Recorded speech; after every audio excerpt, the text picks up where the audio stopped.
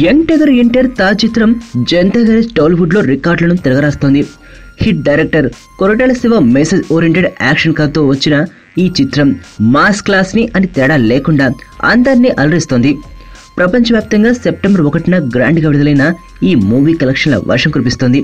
మైత్రి movie makers నిర్మించిన ఈ cinema అత్యంత వేగంగా 50-100 కోట్ల క్లబ్ లో చేరిన తెలుగు సినిమాగా చరిత్ర సృష్టించింది. అయితే ఈ రికార్డులను చూసి తారక్ పొంగిపోవడం లేదు. అసలు తాను రికార్డు గురించి పట్టించుకోనని చెప్పారు.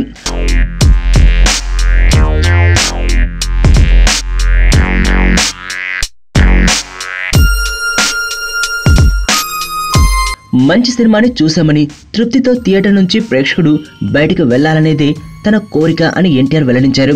అలా జరిగినప్పుడు నేనే కాదు మా చిత్ర యూనిట్ సంతోషిస్తుందని వివరించారు. జనతా గ్యారేజ్ విజయం మా టీం మొత్తానికి ఆనందాన్ని ఇచ్చిందని తెలిపారు.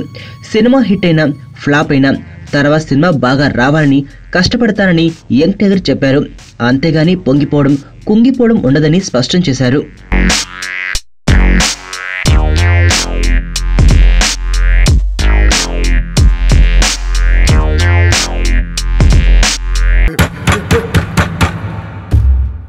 మీ నాన్నకో ఫోన్ చేయవే, ఎక్కడున్నారు?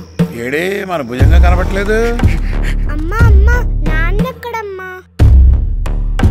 ఆయన ఎక్కడుంటారో శివగాడికి తెలుసు. సార్ పొరపాటు జరిగిపోయింది సార్. 1 కాదు 2. ఎవరికి తెలియకుండా కాపాడు.